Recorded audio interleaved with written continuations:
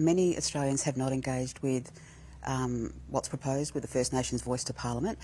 Many Australians have not read the Uluru Statement from the heart. So, you know, we get that Aussies are hurting, and I know that we're going to have a conversation about the cost of living and the impact on all Australians, but it is really important that Australians focus at this time on the discussions that are being had, and principally that they listen to Aboriginal and Torres Strait Islander people. I'm one of them. I'm a signatory to the Uluru Statement from the Heart, and we have offered an overture or a gesture to the Australian people to respond and walk with us, and also to pay attention to what we're saying. And I think Australians can focus on a number of issues at the same time. And I would suggest that right now, as people are now figuring out that the referendum is little over 3 weeks to go, that they might then engage with the substance of this issue, not the political stuff, not the, you know, some of the terrible stuff that's been flying around, but go to the source, the Uluru Statement itself, and listen to what our people are saying. I am keen to talk about that kind of mental health component in a moment, but how do you think the campaign is going? Because there is a lot of noise, there's a lot of nastiness, there's also lots of perspectives that have arisen from within the Aboriginal and Torres Strait Islander community, and it's raised lots of truth-telling and talking about lots of other things that we maybe haven't done before as a nation. Yeah, to some extent that is true, but there are a great many of our people who have supported this from the very beginning. You know, we did some research here for the Uluru Dialogue, and we found that 83% of Aboriginal and Torres Strait Islanders support the voice. Some people who were entrenched no within our community, of that very small minority, have since said, I will be voting yes, because I can tell the difference that this will make, and I can understand the consequence of a no, not just on our communities, but also our country. So this has been a bruising process and campaign, there's no doubt about that. And I have to say that I've been personally very surprised at some of the things that have been said. You know, we've seen walking back of, you know, well-established practices and respect for Aboriginal and Torres Strait Islander people. We've seen some terrible slights aimed at people that have been campaigning for years. And in fact, our people have been asking for 100 years for recognition and for Australia to see us. I'm very sad that the debate has become so polarised, and I hope that people will do as I say, go back to ground zero, which is the Uluru Statement, the gesture that has been made by our people to reach out across any divides and say we can do better and we can do it together. So, how are you feeling about the voice?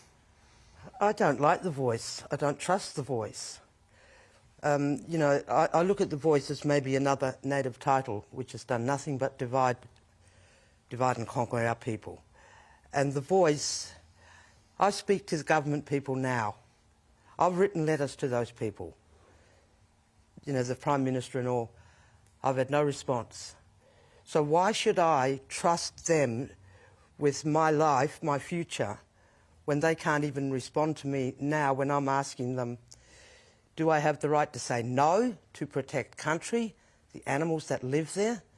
Is this voice going to actually give me that right to say no, not just say, well, we'll listen to you, because they don't listen to me now. So what I'm really wanting is the right to say no, protect country, animals, culture, families, and then I'll listen to what the government has to say. But until then, it's just like it's empty promises. Okay, we'll listen to you, but we don't have to. Well, we'll hear you, but we don't have to listen to you, sort of thing. You know, we don't have to do anything. You tell us your problems and we don't have to do anything about it. Just say we heard. Dan, obviously I have a very different perspective. But I also understand the level of cynicism that Sue is expressing here, and it is no surprise that Aboriginal and Torres Strait Islander people will have low levels of trust, that you know, governments will do and pay attention to what we have to say. But I'm betting on our people. I'm backing our people because of the magnificence that was displayed during times of COVID, for example. I know the richness, you know, the wisdom, the courage and the dignity of our communities, and I feel that should this voice referendum be successful, governments will hear Australians saying, we want you to start listening to Aboriginal people and perhaps doing differently to what you've done before with people like Sue and others who felt that they weren't being heard. So, you know, understandable levels of cynicism, but I'm still extremely hopeful and optimistic, and particularly paying attention to the sort of sentiment and the messaging that we saw on the streets last weekend when, you know, probably 250,000 Australians turned out and said, we support this voice, which says they're saying to the government, you need to start acting differently when you deal with Aboriginal and Torres Strait Islander people.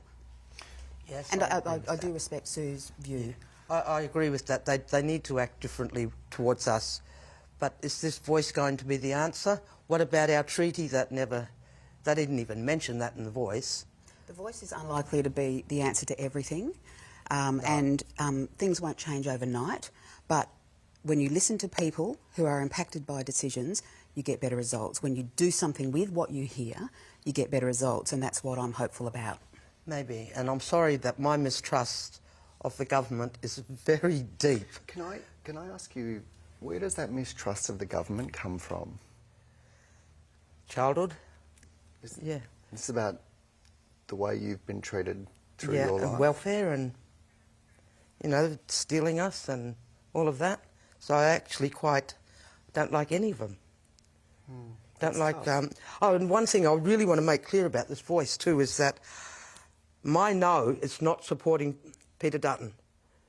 I don't want nothing to do with him because I don't like him either. What does your no mean? My no is Lydia's no. Lydia said a progressive no. So the black sovereignty movement. Yeah, that's my no. What is the aim of that? What does that hope to achieve? You know, people talk about treaty.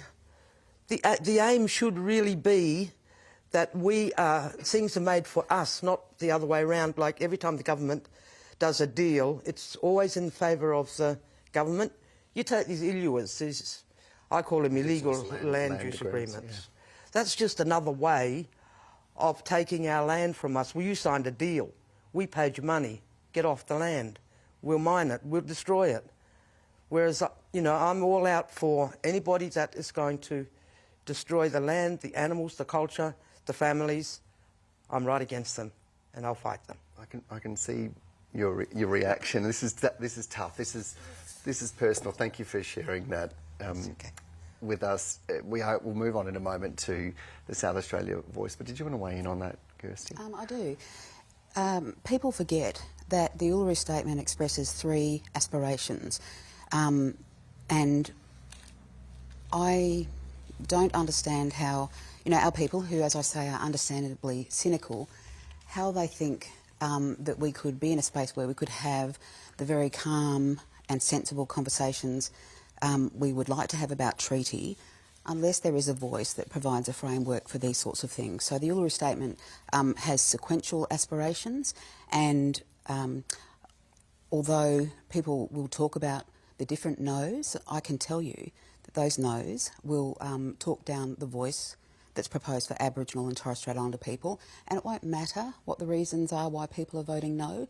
the outcome is still the same, which is why I am advocating for the voice, and then for us as a nation to be able to have grown-up conversations about all of the aspirations within our community, some of which Sue has very rightly raised.